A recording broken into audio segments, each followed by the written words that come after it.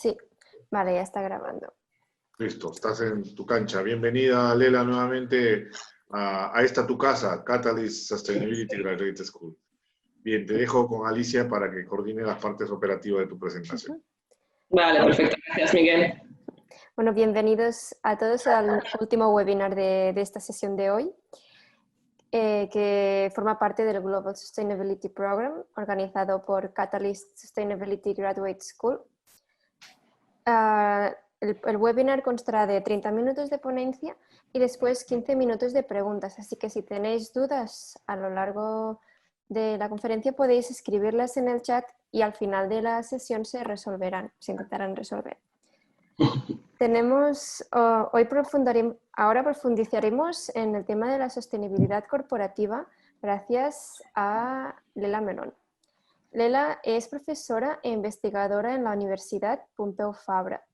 Nos hablará de las últimas investigaciones sobre la sostenibilidad corporativa y su propuesta formativa integral. Así que muchas gracias, Lela, por acompañarnos hoy. Muchísimas gracias, Alicia. Entonces, buenas tardes a todos. Es la última presentación del día. Es duro de aguantar, pero lo que voy a intentar hacer ahora con mi presentación no es proponer unas soluciones concretas, porque en el mundo corporativo, de momento, no hay unas soluciones que podemos decir que vamos a resolver con unas reglas y unas leyes todo. Es más de hablar de lo que hay ahora en el mercado, de lo que hay ahora en las leyes europeas y lo que nos toca hacer ahora. Me encanta que podamos cerrar este día con esta charla, porque es muy importante de entender que no hay solamente la parte privada del mercado privado y de gobernanza, pero sino que hay que hablar cómo van a cooperar estas dos partes, lo que es nuevo, lo que surgió con la sostenibilidad, que necesitamos mucha más cooperación entre el mercado privado y el mercado público. Entonces, para empezar a hablar, tenemos que decir algo sobre la responsabilidad de corporaciones, porque cada vez cuando estamos hablando de sostenibilidad surge esta cuestión: ¿quién es el responsable para lo que pasa? En plan de crisis climática, tanto de esta crisis social que surge, tanto en cuestiones ambientales y sociales, y también hablando sobre la biodiversidad, porque no estamos hablando mucho en plan corporativo de estos temas. Todavía en el mercado, en teoría, en práctica, en las leyes, existe este paradigma de primacia de accionista. Entonces, del hecho de que estamos haciendo los negocios para hacer dinero a los accionistas, ¿no? Y no estamos hablando mucho de las obligaciones corporativas o obligaciones de accionistas. Esta charla sigue en teoría, tanto en práctica. Estamos hablando de eso mucho, entonces no quiero tocar en eso. Eso es un tema que está desarrollada. Ahora toca solamente a la gente que están haciendo las políticas en la Unión Europea de decidir si vamos a seguir con ese paradigma o la tenemos que cambiar. Ahora es una cuestión política, no académica. Ahí lo tenemos todo claro, que el paradigma de primacia del accionista tiene que cambiar, por lo menos en este sentido, donde tenemos en cuenta los costes ambientales y después un poco sociales. Pero sin ninguna duda, entran ahora los costes ambientales. Hay mucha charla también sobre los cambios en la ley corporativa, de lo que se trata de incentivos privados. Que el mercado privado no funcionará sin algún cambio al nivel de las leyes.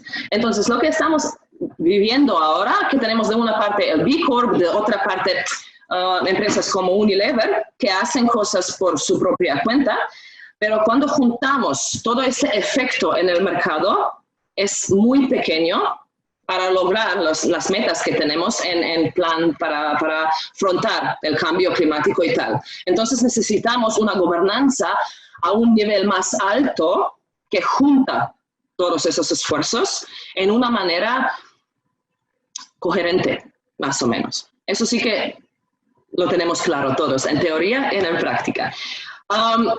En la realidad, lo que pasa con las empresas, pequeñas y grandes, es, ellas no pueden vender si no compramos. Lo que es sostenible sale más caro. Lo que es sostenible es más difícil de explicar por qué es más caro. Y la gente cuando se va a comprar una cosa pequeña o grande para su casa o para sus necesidades de día a día, compran lo que sale más barato. Entonces, aquí tiene que entrar una gobernanza diferente. También las empresas, por su propia cuenta, no pueden hacerse sostenibles si esa transición amenaza su supervivencia en el mercado. Entonces, si quieres hacer algo bueno, tienes que seguir también en el mercado, ¿no? Y aquí entra también la charla del ODS 12 de garantizar modalidades de consumo y producción sostenibles, pero eso no se puede hacer solamente por mercado privado. Ahora, ¿qué es el debate tradicional sobre sostenibilidad en el derecho corporativo? Primacía del accionista, sí, lo entendemos. El principio también, el que contamina paga. Eso nos va muy bien para hablar de eso que decimos, sí, que es muy bien que hay unos impuestos y tal. Pero al hablar más de este tema, de verdad es que ayudamos al medio ambiente solamente con pagar algunos impuestos. Sí que contaminamos un poquitín más, pero eso no es reversible. Si hacemos mucho daño al medio ambiente y pagamos unos impuestos, eso no significa que podemos seguir y eso tampoco ayuda a nuestra crisis climática. Entonces hay que cambiar un poquito el principio. Ahora sí que estamos hablando en el derecho corporativo, pero también en el derecho de medio ambiente, que tenemos que utilizar el principio de precaución. Lo que significa que empezamos con nuestros negocios con un pensamiento que deberemos hacer lo menos daño posible a la sociedad y al medio ambiente. Eso sí que ha cambiado un montón. También la charla para quién debe administrarse la empresa. Eso es muy importante ahora en el derecho corporativo. Antes lo hemos dicho solamente para las accionistas, ¿no? Ahora estamos empezando a hablar también de teoría de hace 300 años, cuando empresas existen solamente si el gobierno te da el derecho de hacer tu negocio. Entonces, este derecho de hacer negocio viene de la sociedad. Y ahora estamos hablando más de eso, que es un derecho de hacer negocio que tiene también estas obligaciones hacia la sociedad. Business Judgment Rule. Eso se utiliza más en Estados Unidos, pero sí que viene también en Europa, sino en teoría más en práctica, ¿no? Lo que significa que los directores pueden hacer con la empresa, para la empresa, por la empresa, lo que quieren para ganar el dinero, y un juzgado no puede entrar en la charla por qué han hecho eso, por qué han dañado el medio ambiente, por qué no pagan más a sus trabajadores. Entonces eso sigue, pero cambia, porque ahora están hablando también que una de las obligaciones de esos directores es tener en cuenta que estamos en una era, una época de crisis climática. Entonces no podemos solamente decir eso no nos interesa, no nos hace dinero, sino que hay una obligación más que antes también de pensar al medio ambiente y de tener en cuenta también el efecto de la empresa. Y como último, el objeto social y las funciones de los administradores, eso junta todas esas cosas que hemos dicho hasta ahora, esta charla en el derecho corporativo, que podemos usar las mismas reglas, pero en un conjunto diferente. Entonces, de tener en cuenta de alguno de nuestros costes ahora, nos toca también, cuando estamos hablando del medio ambiente, no solamente un coste financiero, sino un coste de cómo formar nuestra empresa y cómo hacer los negocios. Y esas reglas no deberían cambiar por sí mismo, sino interpretarse de otra manera.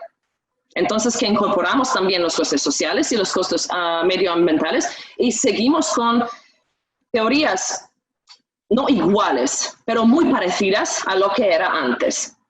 Esa es la charla en el ámbito corporativo ahora. Ahora, cuando estamos hablando de gobernanza, lo que se hace ahora en nivel de Unión Europea, es como un caso de negocio sobre la sostenibilidad. Todavía tenemos responsabilidad social corporativa, que ha cambiado un poquitín. Entonces, cada empresa no puede hacer lo que quiere para tener esta responsabilidad social corporativa, sino que tiene algunas reglas y leyes al nivel de Unión Europea también de lo que se debe hacer. Un caso especial de eso es esa directiva del Parlamento Europeo y del Consejo al respecto a la divulgación de información no financiera. Estaba hecha en el año 2014 y ahora va a cambiar una vez más después de darse cuenta que no funciona como debería funcionar. Entonces, esa directiva dice que cada empresa que tiene más que 500 empleados debe tener en cuenta que al fin del año no pasan solamente la cuenta como han ido los negocios en plan financiero, sino también sus efectos al medio ambiente y también sus efectos a la sociedad. Dentro de esta directiva hay algo que se llama el principio de materialidad. Lo que dice, debes poner en tu cuenta solo lo que tú piensas que es tan material para tus ganancias al fin del año. Entonces, si te parece que ese daño al medio ambiente tiene algún coste para ti, lo debes poner en tu cuenta. Si no te parece que tiene algo que ver con tu negocio o con tus ganancias, puedes decir nada sobre el tema. Entonces, ahora sí que va a cambiar eso y yo creo que en el año 2021 va a salir una nueva directiva renovada, un poquito más guiada de lo que deberíamos poner en nuestras cuentas y lo que no. También, ahora estamos hablando más o menos solamente de sostenibilidad como un ahorro de costes y también cumplimiento, ¿no? Lo que llamo yo una era de greenwashing. Tenemos información insuficiente, tenemos información que las empresas nos quieren dar, ¿no? Y tenemos un gobierno a nivel europeo también un poco perdido de lo que deben pedir de las empresas en los reportes, ¿no? De la información que deben pedir. Entonces, ahora nos toca trabajar en eso. ¿Qué información pedir? ¿De qué sector? ¿Por qué? ¿Y por dónde empezar? Porque muchas veces tienes académicos también que hablan de que hay de empezar de una manera global y poner esa obligación a todo el mundo. Si lo hacemos, vamos a hacer lo mismo como con la directiva 2014. Lo que pasa es, si pones una obligación así, global, sin una dirección concreta, una vez tienes reportes que están hablando solamente de responsabilidad social corporativa, cómo lo quieren reportar las empresas. Eso sí que hay que cambiar. En este momento, también, tanto en nivel de políticas como en nivel de derecho, estamos hablando de la historia del propósito. Y eso me va muy bien porque he hablado sobre eso también a Ana Palencia del Unilever. Están hablando mucho del propósito, porque de eso se trata. Si quieres un cambio real dentro de la empresa, hay que empezar a pensar a tu propósito. Y después te toca cambiar todo lo que se llama en inglés Sustainability Hotspots. Pero saber lo que estás haciendo, por qué lo estás haciendo y cómo cambiarlo, ¿no? Y ahora, en teoría, académicos hemos volvido una vez más a hablar sobre el propósito de las empresas en una manera global. Aquí hay un artículo muy importante del año 2019 que se llama A Common Sense Approach to Corporate Purpose. Entonces, lo que quieren decir es, ahora tenemos también con el derecho financiero tantas oportunidades de hablar sobre la sostenibilidad y lo que cuenta para tu éxito también como un negocio, lo que cuenta para tus ganancias, que lo puedes incorporar en una manera completamente diferente también cuando estás hablando de manera en que va a hacer negocio tu empresa. Ahora te muestran también las pruebas, los académicos, que vas a ganar más si entras en esta charla de sostenibilidad de una manera orgánica. En este marco, estamos hablando también de empresa como un privilegio de derecho público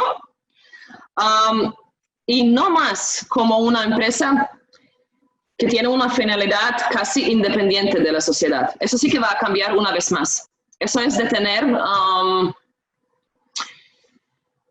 un propósito que sirve también a la sociedad. Y eso cuesta mucho el mercado privado de entender, que vamos a pasar de una manera de pensar que lo puedes hacer todo lo que quieres si pagas por eso, a una manera de pensar que una empresa sirve a la sociedad, ¿sí? Y no va solamente a pagar el daño al medio ambiente, sino que va a incorporar también un poquito las políticas de nivel de gobernanza. Y eso cuesta muchísimo ahora, de entender que estamos en un mercado privado, pero que tenemos unas limitaciones del mercado público.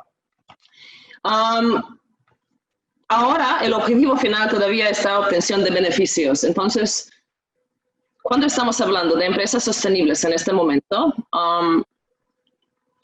con mayoría de empresas que entran en la charla de sostenibilidad, entra para obtener mayores beneficios, no para tener un otro propósito diferente, etc.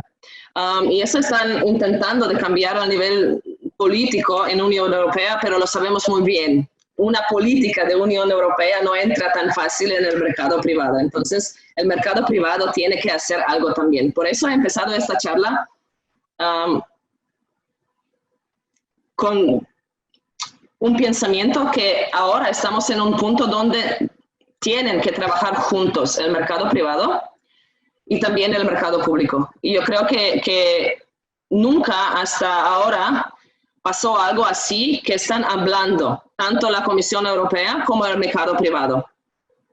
Fueran como una cosa de cumplimiento de la parte de Unión Europea, y el mercado privado hace lo que puede hacer, que no prohíbe, que no está prohibido por Unión Europea.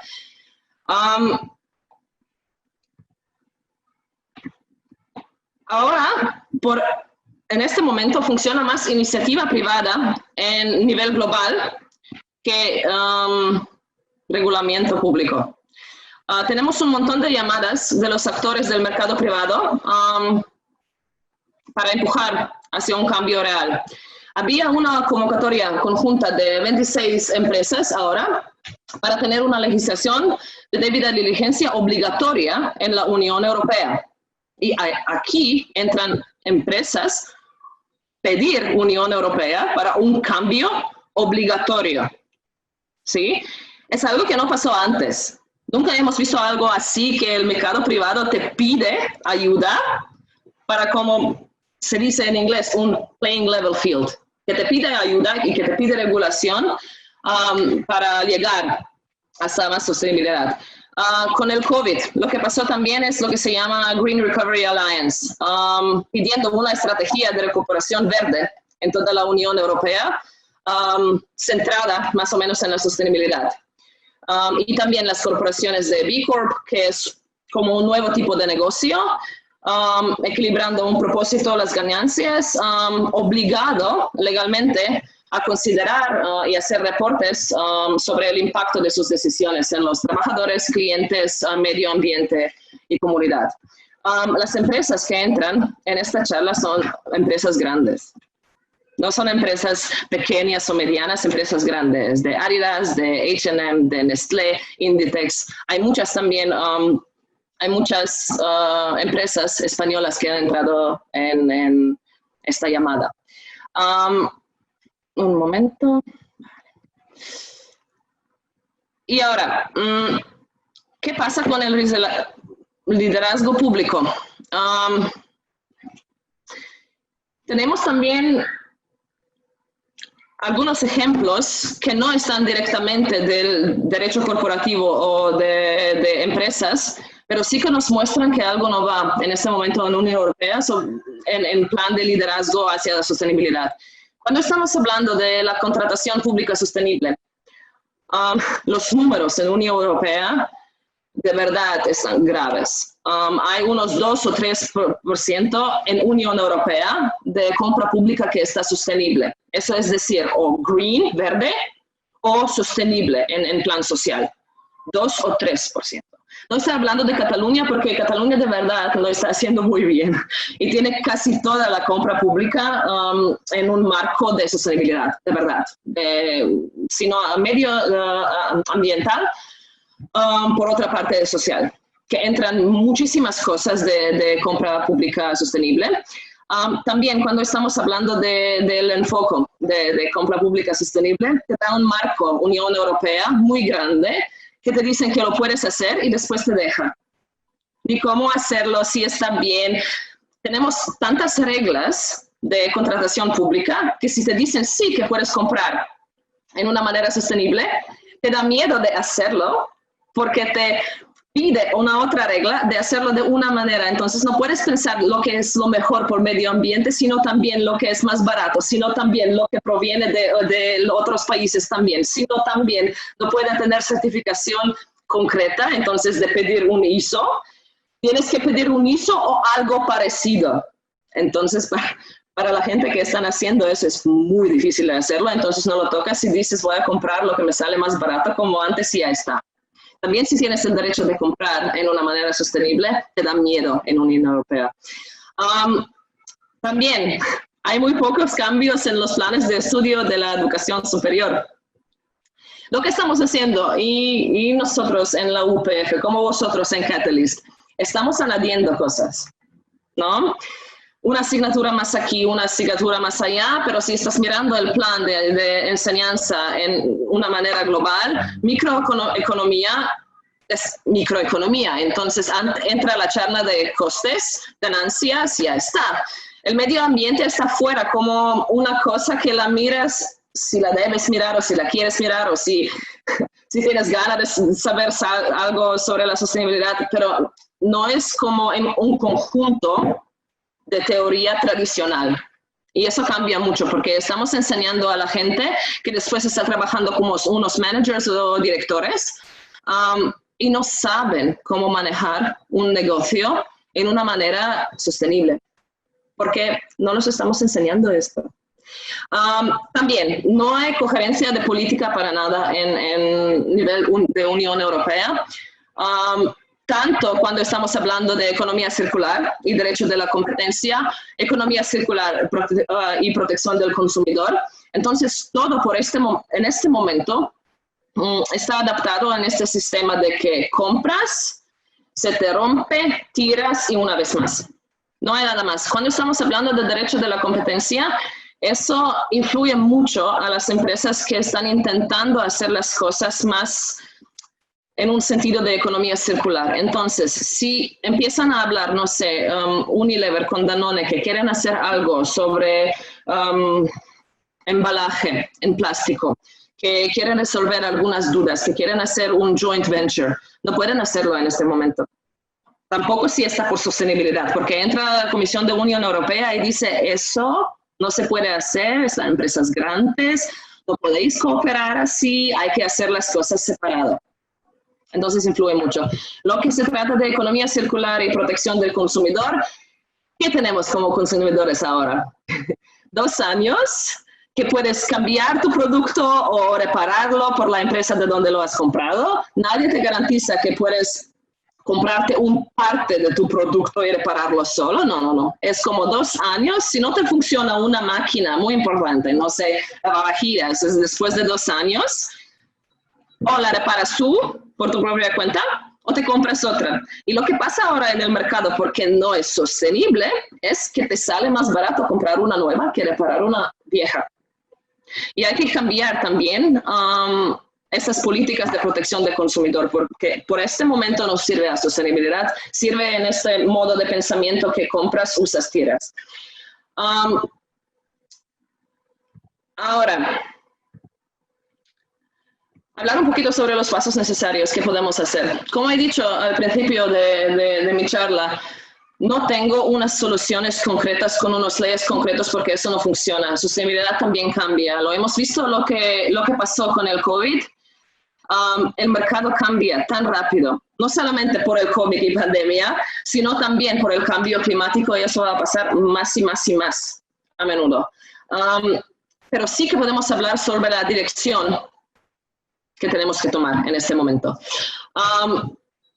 Sí que necesitamos unos cambios de derecho corporativo y también acción corporativa, pero no solo eso. Lo que necesitamos en primer paso es entender el impacto real de soluciones más sostenibles a primera vista.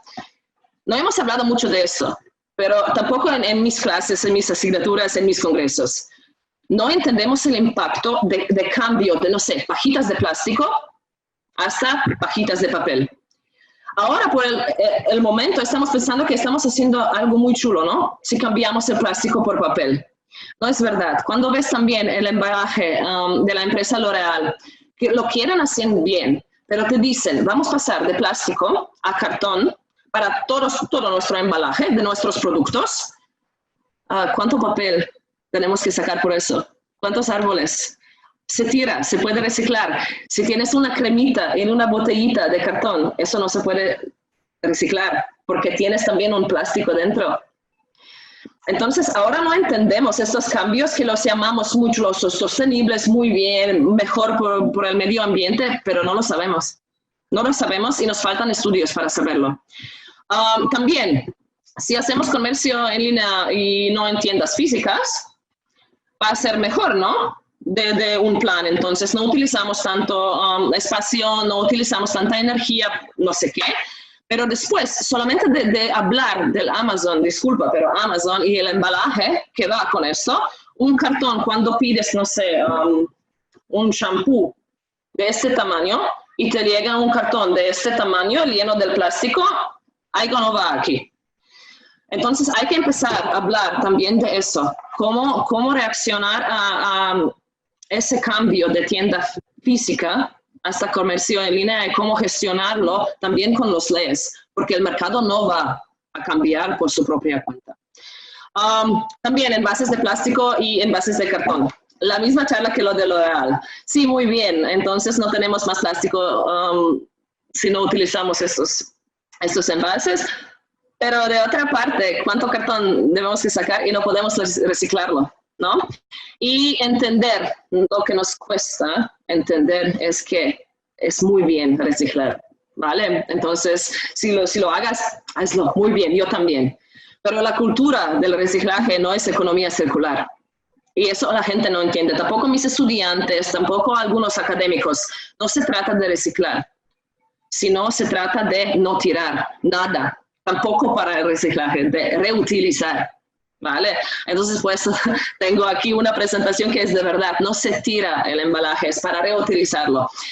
Para dar un ejemplo, una vez L'Oréal, pero no tengo nada con esa empresa, es solamente que me surge ese ejemplo. Cuando están cambiando el embalaje, lo que se puede hacer de una manera más sostenible es tener una tienda física donde puedes rellenar lo que tienes, tu botella. Entonces, cuando no hay más shampoo, te vas ahí, rellenas y vas a casa. Eso sí que es más sostenible, pero cambiar de plástico hasta el cartón no es una idea sostenible, al fin y al cabo. También la charla de coherencia política y del Pacto Verde Europeo. ¿Qué pasó ahora con el COVID? Hemos empezado este año muy guay, me ha encantado el hecho que hemos sacado este pacto verde y después con el COVID, ¿qué? Falta dinero, falta personas para poner al cabo y todas las leyes que eran previstos para más o menos marzo a junio de este año quedan para el año que viene. Sí podemos hacerlo. Con esos cambios, en este momento es importante entender a quién tiene que dirigirse esta política, o a las grandes entidades con pequeños cambios, o atacar las pequeñas empresas para que cambien sus modelos de negocios. Aquí he ponido un libro muy importante, no conozco el autor, pero el libro me encanta. Se llama Sustainable Value Creation, y ahí pone muy bien que te dice, estamos criticando muchísimo las empresas como Starbucks, como H&M, que hacen pequeños cambios y estamos diciendo que es un greenwashing. Pero si ves el impacto que tienen en el mercado con esos pequeños cambios, es mucho más grande que el cambio que hace Patagonia como una empresa pequeña. Y aquí tampoco lo tenemos claro, ¿no? Porque estamos hablando, vale, H&M no está haciendo mucho, Zara tampoco, pero cuando puedes mesurar este impacto al mercado privado, es mucho más grande que de esas pequeñas empresas que están de verdad sostenibles. Entonces ahora hay que buscar este impacto y no esta charla general que es bueno, porque nos falta el tiempo, sobre todo por el cambio climático. Y muy importante de hacer lo que no hay tampoco ahora en el Pacto Verde Europeo, porque más o menos porque los países no pueden entrar en un acuerdo, es esa eliminación de incoherencias en las políticas de Unión Europea, en derecho de competencia, en derecho de contratos, en derecho financiero. Lo hemos dicho de derecho de competencia, que las grandes empresas no pueden cooperar para encontrar unas soluciones más sostenibles. Pero lo que pasa con derecho de contratos, nuestros negocios han cambiado un montón en este momento. Entonces estamos hablando del Uber, del Airbnb. Esas empresas no tienen cosas físicas para mostrar y decir, si quiero, no sé, tener un préstamo de un banco, tengo tantos coches, tengo tantos pisos, no tienen nada, pero sí que tienen un negocio con mucho valor, ¿no? Por el momento, el derecho financiero y derecho de contratos, si quieres crear una empresa que está funcionando de una manera como Airbnb o Uber, o también en una empresa de economía circular, no te dan el préstamo, porque no puedes mostrar que tienes algo detrás. Entonces, no tienes ni pisos, ni tiendas, ni nada físico, y como no puedes mostrarlo, no puedes ni obtener dinero. Y eso es una incoherencia a nivel político muy grande en este momento en Unión Europea, y por el momento no existe nada, ningún documento donde se pone que vamos a cambiarlo. Y eso es un problema muy grave en nivel de Unión Europea. Lo que tenemos que llegar es también más allá de unas soluciones parciales. Ahora lo que ha servido en el mercado privado es este papel de director o de directora de sostenibilidad, ¿no? Se trata una vez más de hacer lo que hemos dicho antes, adjuntar a alguna persona a la empresa e intentar que tenemos un departamento de sostenibilidad que nos va a ayudar un poquito de cambiar en manera superficial nuestro negocio. Eso es la misma cosa que solamente adjuntar una asignatura a una universidad que dice derecho corporativo sostenible y por otra parte tienes derecho corporativo. Eso sí que hay que cambiar. Deberíamos tener directores que saben sobre la sostenibilidad, pero directores tradicionales. Y eso no pasa mucho ahora. También, como hemos dicho, asignaturas de sostenibilidad deberían pasar de unas asignaturas al lado a unas asignaturas tradicionales. Hay que entrar con las teorías de sostenibilidad también en estas asignaturas tradicionales que estamos enseñando en las universidades. Y esta diferencia entre microeconomía y economía ecológica, economía ambiental, debe poco a poquito desaparecer. Porque ahora estamos enseñando a los estudiantes algo en microeconomía y después cambiamos la charla y las teorías en economía ambiental. Eso no tiene ningún sentido. En este momento estamos en un momento de verdad de crisis climática y no podemos seguir con la enseñanza tradicional de microeconomía. Y eso va a costar un montón porque tenemos algo que se llama libertad académica, ¿no? Y cada profesor decide más o menos por su propia cuenta si va a cambiar las teorías que está enseñando.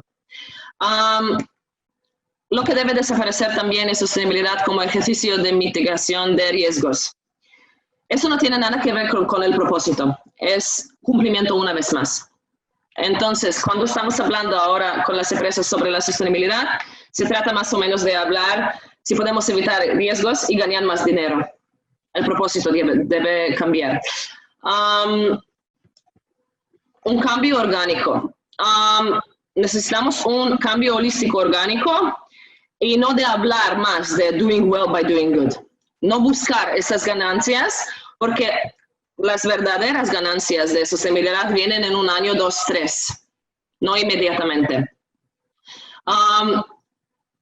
Hay que entender cada negocio y su perfil de sostenibilidad, porque cada negocio es diferente y eso cuesta un montón. Entonces no podemos solamente poner una ley que va a funcionar para todas las empresas. hay mucho trabajo en nivel académico sobre este asunto. Hablamos de Sustainability Hotspots, Sustainability Trade-offs. Hay mucho en inglés. No hay mucho de esta charla en español.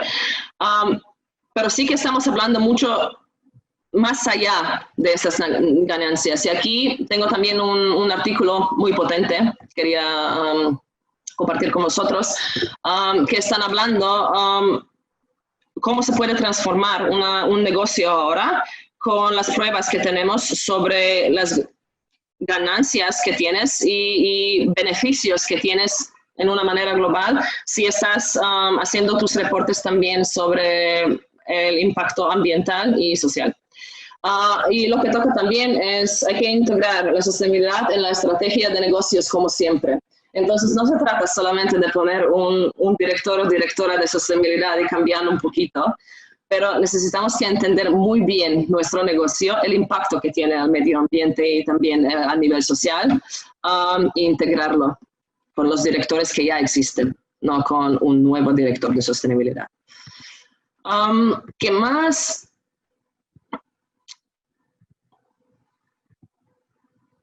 Vale, entonces, como os he dicho, no tengo una solución concreta, pero tengo unas preguntas muy potentes que tenemos que resolver.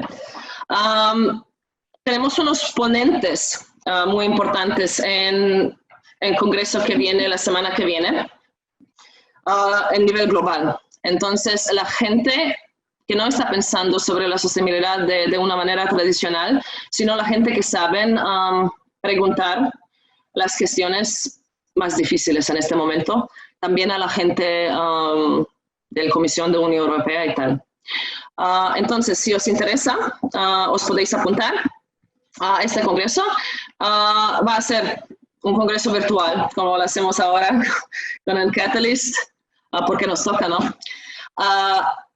¿Qué más? Vamos a tener también artículos de este congreso publicados en un Special Edition de Sustainability. Entonces es a nivel académico. Y toda la información sobre el congreso se puede tener aquí con este código QR arriba, que dice Scan Me. Tienes todos los ponentes, el día, ahí puedes inscribirte todo lo que necesitas. A mí me puedes preguntar lo que quieres por LinkedIn, por Twitter o correo electrónico. Encantada de hablar con vosotros. Y si quieres saber más de mí y mi trabajo a nivel académico, tienes también un QR aquí abajo que te puede servir, que te lleva a mi página ORCID. Muchísimas gracias a todos y con eso voy a acabar. Gracias a ti, Lela, por esta ponencia. Ha sido muy interesante. Ahora pasaremos a la ronda de preguntas. Primero tenemos una pregunta que dice: ¿qué tan avanzados están las discusiones en la Comisión Europea para cambiar la regulación del derecho corporativo y en qué se está enfocando estos cambios? Hay un problema a nivel de Unión Europea y derecho corporativo. En este momento, los abogados lo saben muy bien, pero al resto del mundo es un poquito difícil de entenderlo. En este momento, el derecho corporativo es una cosa de derecho nacional. Entonces, lo que puede decir Unión Europea es tocar las empresas más grandes, de decir, hay que hacer este reporte. Hay que tener en cuenta que no vamos a enfocarnos solamente en accionistas, pero también al medio ambiente. Así lo pueden decir. Y después, cómo lo meten los países solos en sus leyes, eso es una cosa diferente. Lo que pasa ahora es que empieza la charla de que hay que poner este principio de precaución como una regla, pero si se pone a nivel de Unión Europea, eso significa que van a decir, hay que ponerlo en las leyes, en el derecho corporativo nacional, pero cómo lo hace el país, es la cosa del país. Entonces aquí tenemos un grande problema porque no estamos como Estados Unidos, si surge algo a nivel federal, hay que pasar por todas las líneas. Con nosotros es más que te dicen, ajá, vamos a enfocarnos en eso es la dirección, pero una obligación muy potente al nivel de derecho corporativo no puede ser. Sí, en derecho financiero algunas cosas, porque el mercado financiero es de Unión Europea, pero se vean como mercados de empresas, mercados corporativos, todavía los países. Y eso es muy, muy difícil de llegar a un acuerdo al nivel de Unión Europea. Cada vez hay pequeños cambios de cada país que hacen que llegamos a este punto que todavía no tenemos nada en el derecho sobre las obligaciones del medio ambiente y sociales de empresas. Eso sí que es un problema grave a nivel de Unión Europea. Y lo siento de no tener una mejor respuesta en eso. Y, a ver si hay otra pregunta. Si no, yo querría saber si esto es en cuanto a la Comisión Europea, a nivel de la Unión Europea, y comparándolo con lo que sería Estados Unidos o lo que sería más Oriente, ¿cómo están comparativamente? Hay mucha diferencia entre estos países, pero voy a intentar hablar sobre las más grandes diferencias. Entonces, lo que he explicado ahora, hay una cosa. Al nivel de Estados Unidos sí que puedes poner una regla a nivel federal que vale para todos los países, ¿no? Y si dices, hay que tener en cuenta cada vez que estás montando los bylaws, lo que se llama en Estados Unidos, tienes que poner exacto cómo tu empresa va a influir al medio ambiente y también de parte social. Entonces, todas las empresas en Estados Unidos, de cualquier país de Estados Unidos, tienen que poner esto en sus bylaws. Algo así en Unión Europea sale así. Primero, para tener un acuerdo a nivel de Unión Europea, tenemos que poner solamente las más grandes empresas. Si empiezas con small and medium-sized enterprises, los países se dicen que no. Si los países se dicen que no, entonces al nivel de Unión Europea no hay acuerdo. Entonces hay acuerdo solamente primero para las más grandes empresas. Como segundo, si hay un acuerdo, nunca es un acuerdo, casi nunca, sobre una regulación. Entonces, es decir, una regulación te sale reglas para todos los países y aquí está. No tienes que ponerla en tu sistema de derecho nacional, nada. Entonces, se queda como regla. Si no, hacemos una directiva, ¿no? Si hacemos una directiva, ponemos en esta directiva. Pensamos que lo mejor es poner esas cosas en los bylaws en Unión Europea y después sale en cada país diferente cómo lo ponen. O te dicen, deberías ponerlo si tienes más que, no sé, 500 empleados o si ganas más que eso. Y también te dicen, tu obligación consiste en hacer un reporte de eso o mostrarme cómo lo estás haciendo o ponerlo en tu página web. Eso es la cosa de cada país. Entonces, las reglas muy fuertes en Unión Europea salen solamente de este reporte no financiero, porque lo pueden hacer, porque es solamente de decir que estás haciendo y que no, pero no te ponen ninguna obligación, ¿no es verdad? Entonces te ponen una obligación de hacer un reporte al fin del año, pero puedes poner en este reporte lo que quieres. También a veces puedes poner que no quieres hablar de eso, si pones una razón por qué. ¿No? Comply or explain principle, sí que existe, ¿no? En muchas cosas. Entonces, o dices que sí que estás haciendo eso en este reporte, muy bien, y dices cómo, pero puedes decir también, o no quiero decírtelo, o no lo estoy haciendo porque no puedo por eso. ¿Sabes? No es una obligación muy fuerte. Y eso sí que influye muchísimo cómo regulamos el mercado del derecho corporativo en Unión Europea. Y está claro, de cada país que tiene reglas menos estrictas, es decir, va a tener más incorporaciones. Y eso es muy importante porque el país que tiene más incorporaciones tiene también más impuestos. Es un juego a nivel de Unión Europea que aún nos toca resolver. que no sabemos bien qué hacer. Entonces estamos avanzando, pero no estamos avanzando en modo de derecho corporativo, sino con derecho del medio ambiente un poco, con derecho laboral, por otra parte, un poco, con derecho financiero para empujar las empresas hacia una manera de hacer negocios más sostenibles, pero al nivel de derecho corporativo, no hay cambios. No hay cambios, de verdad. Vale, gracias. De nada. Esperamos sino un minuto o dos a ver si hay alguna pregunta más. Si no la hay, Lela, nuevamente, muchas gracias. Tú eres parte de la familia y A ti. Cada conferencia que nos das siempre nos dejas con la miel en los labios para poder seguir. Vale, muchísimas gracias, Miguel. No tienes por qué. Y gracias a todos también por esta jornada que ha sido bastante larga. Hoy día hemos estado desde temprano. Y mañana empezamos a las 9:30, ¿no? 9:30, Alicia, Sí. tenemos Sí. con Acción. Mañana tenemos Acción que va a hablar sobre Industria 4.0, economía circular también desde el punto de vista de la regulación, de la implementación y todos los programas de innovación que están desarrollando en Acción.